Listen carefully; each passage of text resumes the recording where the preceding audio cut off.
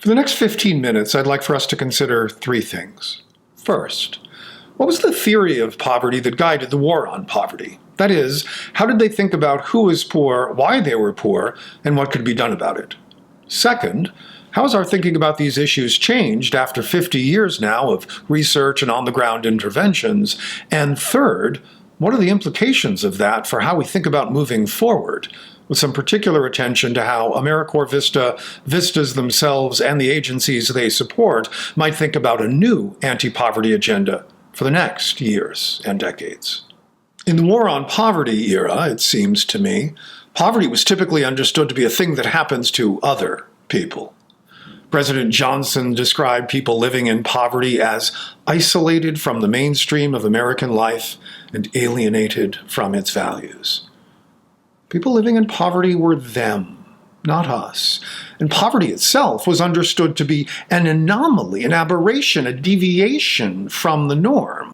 As a consequence, part of the mission of the Great Society was to try to incorporate them into mainstream institutions and culture through education, job training, housing, medical care, and so on. But we now know that poverty is not something experienced by a small minority of people. Let me explain. Here's the official data. It shows a poverty rate of 14.5% in 2013. That's about 46 million Americans living at or below the poverty line. If we look at the Census Bureau's supplemental poverty measure, it shows a poverty rate really of about 15.5% in 2013, 49 million Americans. Either way, these measures are only telling us how many people ended up with net income that falls below the poverty line over the course of the entire year. But we now know that people slip in and out of poverty over the course of that year. People may be poor one month and not poor the next. So if we step back and ask how many people experience a spell of poverty over a 4-year period, we find that 35%, more than 1/3 of Americans, will be poor at least once for 2 months or more. That's lesson one. Since VISTA's founding, we've learned that poverty is widespread. It's a much more common experience than we thought it was then. Poverty is not something that happens to them. It's something that will happen to lots of us. That's important, I think, in part, because perhaps if people cannot be mobilized to fight poverty for altruistic reasons, maybe they might be mobilized for selfish ones. It's also a way to highlight one of the virtues of VISTA's key program features. Because VISTAs earn a poverty-level stipend, perhaps it's easier for them to think of people struggling to get by with limited resources as us, not them. Poverty is also a different kind of problem than we thought it was then. While 35% of all Americans will experience poverty at least once over the course of a 4-year period, fewer than 3% of us will be consistently poor over that 4-year period.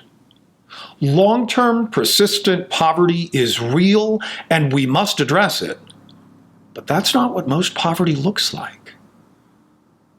In some ways, perhaps we've been focusing on the wrong problem. That points us to lesson two. Given how many people have an experience of poverty, how many people are perched on the edge of it and slip in and out of it, perhaps instead of talking about poverty, we should be talking about insecurity as the problem of this age. More and more Americans live precarious economic lives and are utterly unprepared for an emergency that suddenly increases their expenses or reduces their income.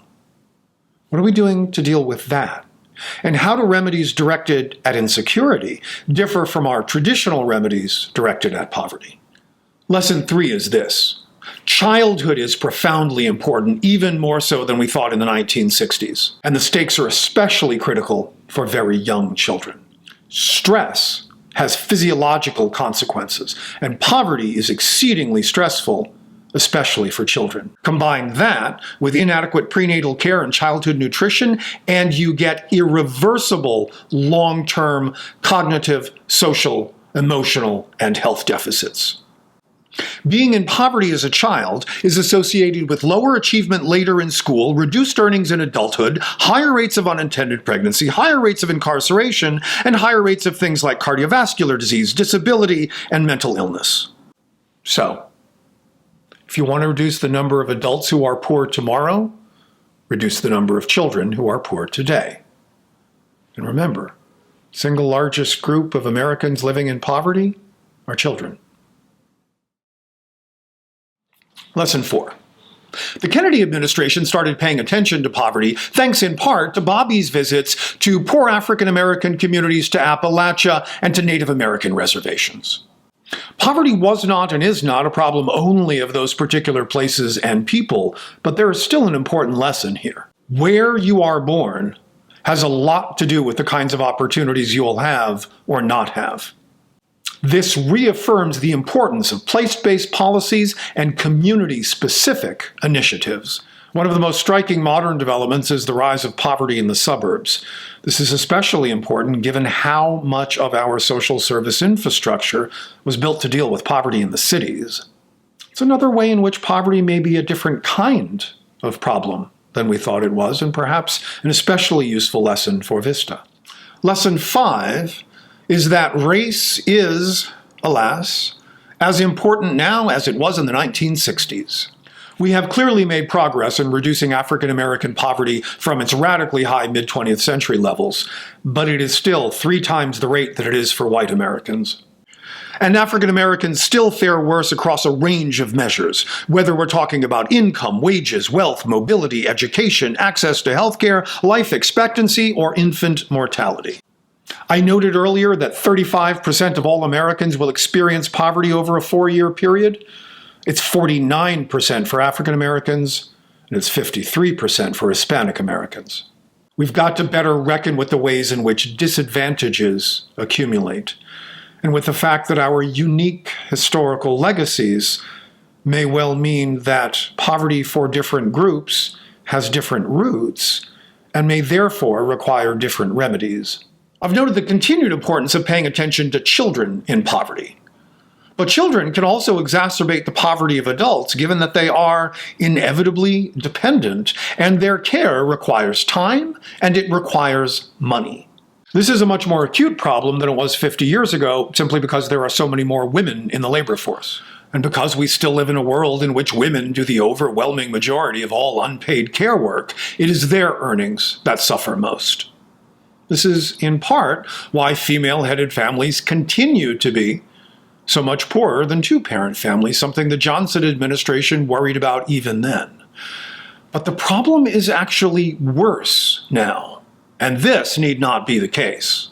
We know this because, as you can see here in the blue lines, there are many nations with higher out-of-wedlock birth rates than in the United States. But every single one of those countries with more lone parents, nonetheless, winds up with lower rates of childhood poverty than we do. That's the red lines.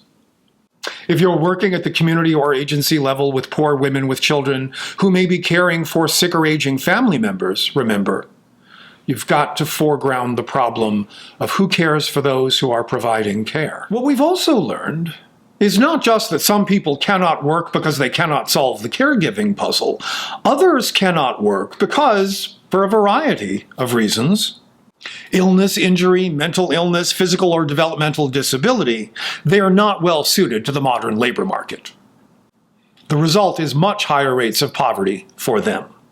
We saw earlier that few poor people are consistently poor over a 4-year period, maybe 3% of the population. Well, 2/3 of that group have one or more disability. Lesson 7 is that disability must be foregrounded in our thinking about poverty much more than it has been. But even those who are able to work and do may still be poor nonetheless. 32% of all women who work and 24% of all men who work in jobs that pay wages so low that even if they work full-time all year round, they will still be poor. It's something we've been seeing for decades in soup kitchens and food pantries around the country. The growing numbers of people who work full-time and yet cannot earn enough to put food on the table. The problem is particularly acute for people of color. 42% of Hispanic Americans and 36% of African Americans work in poverty wage jobs. No matter how many hours or how many weeks they work, they cannot escape poverty with wages alone. Which means either labor markets need to change, or the policies and programs that support working people must. Medicare and Medicaid point us to Lesson 9, showing us that access to health care reduces poverty. The Affordable Care Act is giving us additional evidence of this, especially its expansion of Medicaid in those states that have chosen to take part. We could reduce poverty even more by adding dental coverage and mental health coverage, problems that are especially severe among poor and low-income populations. On the micro level, you can help people in your communities get coverage, access care, and deal with small medical issues before they become larger ones. If people are less sick, they will be less poor. And of course, if people are less poor to begin with, they're less likely to get sick and less likely to remain sick for long periods of time. Here's Lesson 10. Mass incarceration is a post-war on poverty phenomenon, and its effects are disproportionately concentrated in low-income communities of color and among African American men especially. And anti-poverty programs have got to take seriously the prison and the universe of people affected by it if they are serious about improving well-being. Whatever else it is, the American criminal justice system is a massive engine for making people sick, angry, and poor. Lesson 11 is that we've got to start talking about climate change as a poverty problem. Hurricane Katrina was the canary in the coal mine here. What are we doing to help poor places and the people in them prepare for this new 21st century poverty problem? We've got to, because they will be affected first and they'll be hit the hardest. Now, it's not all bad news. Thanks to Social Security, we now know that we can reduce poverty a lot and rather easily. Here, we've done it by sending money regularly to older Americans. The Earned Income Tax Credit and SNAP have taught us the same lesson. Cash and near-cash benefits can have significant anti-poverty effects. More local programs can learn this lesson and trust the research that shows that unconditional cash grants may be the single most effective intervention that's available to us. But this, among other things, requires trusting poor people to know what's best for themselves. But that's a lesson consonant with VISTAs' commitment to low-income people's self-determination and having a voice in service delivery. Finally, let's dispense with the notion that the war on poverty failed. It did a lot, even if it could have done more. There were real successes to the war on poverty. How do we know this? Take a look. That green line shows us the pre-transfer poverty rate. That's how much poverty has been created by the economy without counting the effects of anti-poverty policies and programs. Notice that the economy is producing about the same amount of poverty today as it was 50 years ago. That black line shows us, using the supplemental measure, how much actual poverty remains once we count the effects of anti-poverty programs. Over the war on poverty period, we've brought poverty down from 26% to 16%. Now, that's not nearly enough, I'd argue, but it's not nothing either. These are not the only important lessons that we might take away from the last 50 years, of course, but I'm hoping they might be one place from which we can start to think about what we should be doing now to solve today's poverty and inequality. Remember, not all past solutions will be the best ones moving forward. We can't build 21st century anti-poverty programs on 20th century notions of the roots of need. Thank you. Thank you to AmeriCorps Vista, and here's to the next 50 years of service.